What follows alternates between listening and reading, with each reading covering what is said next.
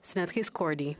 Merci, Monsieur le Président. Honorables sénateurs, aujourd'hui, c'est déjà le dernier jour du mois de novembre, mais je ne voudrais pas laisser le mois passer sans souligner la Journée nationale des anciens combattants autochtones le 8 novembre et le Jour du souvenir le 11 novembre.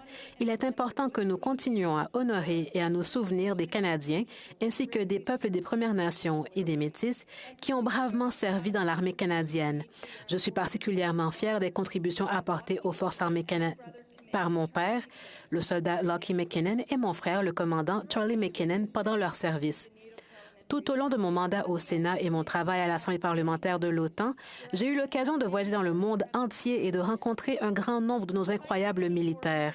Malgré les nombreuses horreurs de la guerre et les ravages qu'elle cause, non seulement sur leur corps, mais aussi sur leur santé mentale, ces Canadiens choisissent de servir.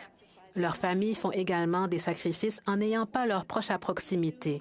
Bien sûr, avec les textos, Zoom, MS Teams et les courriels, les choses sont bien différentes de ce qu'elles étaient à l'époque de mon père, lorsqu'une lettre traversant l'Atlantique pouvait mettre des semaines ou des mois à arriver. Honorable sénateur, je suis devenue ambassadrice de Vets Canada.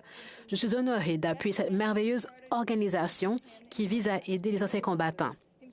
Ce groupe a été créé à Halifax en 2010 par Jim Lowther, lui-même ancien combattant, pour éviter que les anciens combattants qui vivaient dans les rues dans des conditions à haut risque ne filent entre les mailles du filet. Depuis, lui et sa femme Debbie ont développé l'organisation pour offrir de l'aide de toutes sortes aux anciens combattants, allant des factures jusqu'à la santé mentale.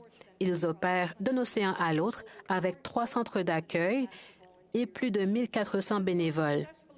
L'une des initiatives les plus réussies de Vets Canada est le programme Guitare pour les anciens combattants.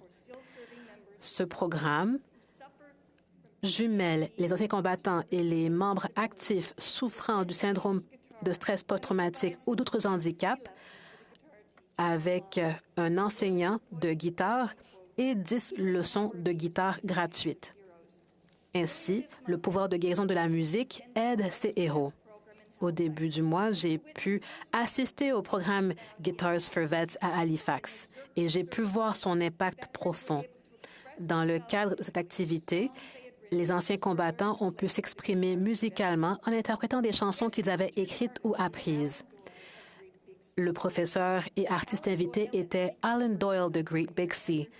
Alan Doyle et le fils du président Fury, le premier ministre Andrew Fury, ont joué un rôle déterminant et ils ont permis de financer les programmes de santé mentale et de lutte contre la toxicomanie. Je les remercie pour leur esprit communautaire.